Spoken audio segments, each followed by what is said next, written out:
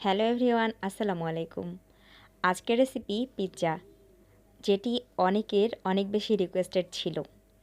তো আশা করছি আমার এই সামান্যতম প্রসেসটা আপনাদের অনেক বেশি ভালো লাগবে। তো আজকে আমি পিৎজা তৈরি করব, আর এভাবে পিৎজা তৈরি করলে সবার অনেক বেশি মজা লাগবে। তো চলুন দেখি।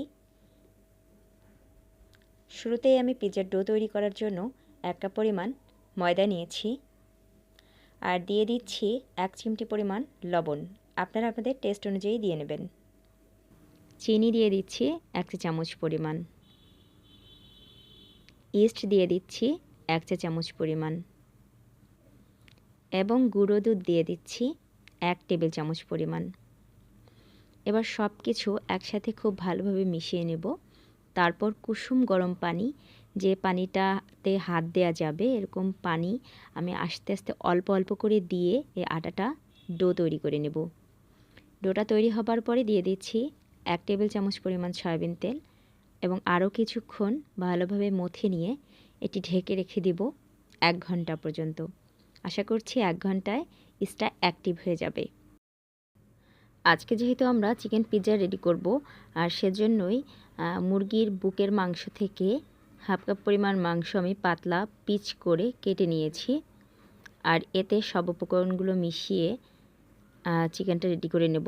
সেজন্য দিয়ে দিচ্ছি গোলমরিচের গুঁড়ো 1/3 চা চামচ পরিমাণ, শুকনো মরিচের গুঁড়ো হাফ চা চামচ পরিমাণ,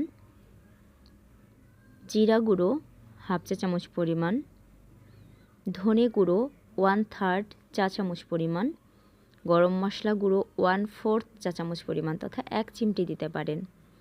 লবণ পরিমাণ মতো দিয়ে নেবেন আপনারা আপনাদের ইচ্ছা অনুযায়ী। সয়া সস দিয়ে নিলাম 1 টেবিল চামচ পরিমাণ।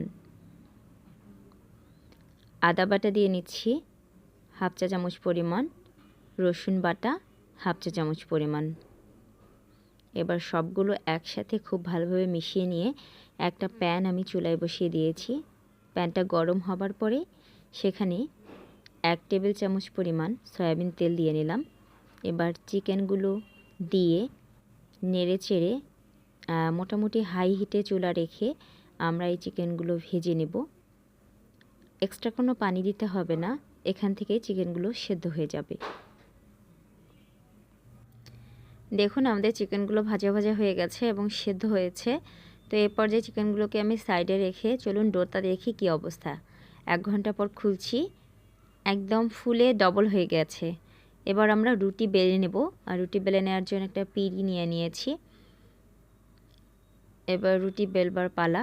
আপনারা চাইলে এখানে হালকা করে ময়দা দিয়ে রুটি বেলে নিতে পারেন, না হলে পিঁড়িতে লেগে যেতে পারে, আর না লাগলে কোনো ময়দা দেওয়ার প্রয়োজন নেই।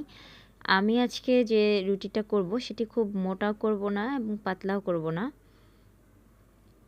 আর মোটামুটি বেশ বড় সাইজের একটি হবে। তো দেখতে পাচ্ছেন এরকম পাতলা আমি করে নিয়েছি, খুব পাতলাও না খুব মোটাও না এরকম। তো এবার একটা প্যান নিয়েছি আমি, আর সেই ফ্রাই প্যানটাতে একটু হালকা সয়াবিন তেল ব্রাশ করে দিয়ে এখানে এই রুটিটা দিয়ে দিচ্ছি।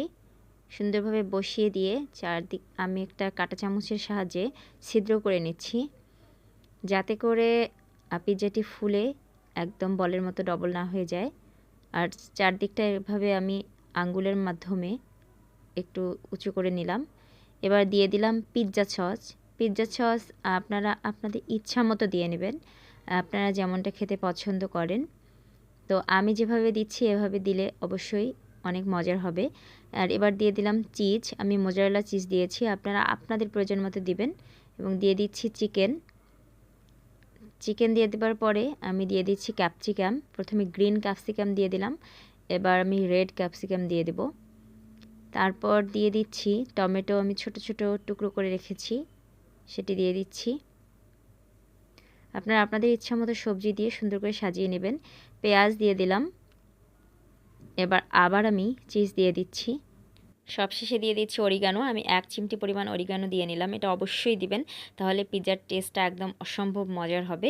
আর একটা প্যান এবার চুলায় দিয়ে 5 মিনিটের মতো আমি গরম করছি হাই হিটে। তারপর আমি এখানে দিয়ে দিলাম সেই পিৎজার প্যানটা দিয়ে এবার ঢেকে দিচ্ছি, আর মিডিয়াম আছে জালটা অবশ্যই রাখবো এবং 30 মিনিট অপেক্ষা করব।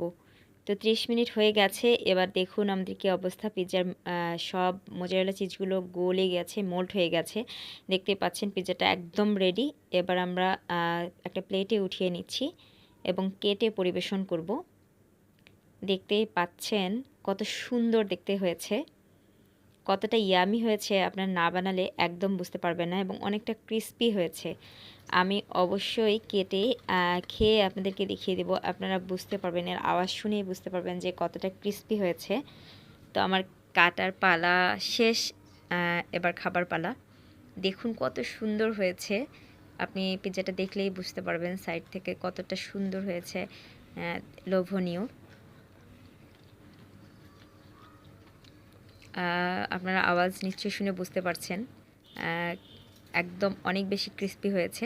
আমার মনে হয় এরকম করে যদি বাসায় কেউ পিৎজা বানিয়ে খান, আমার বিশ্বাস যে কেউ রেস্টুরেন্টে যে পিৎজা খেতে চাইবেন না, কারণ এতটাই মজা হয় বাসায় এভাবে পিৎজা বানিয়ে খেলে। আর চুলায় পিৎজা এতটা অসাধারণ হয়, আসলে আমরা নর্মালি সবাই জানি যে ওভেন ছাড়া পিৎজা খুব ভালো হয় না।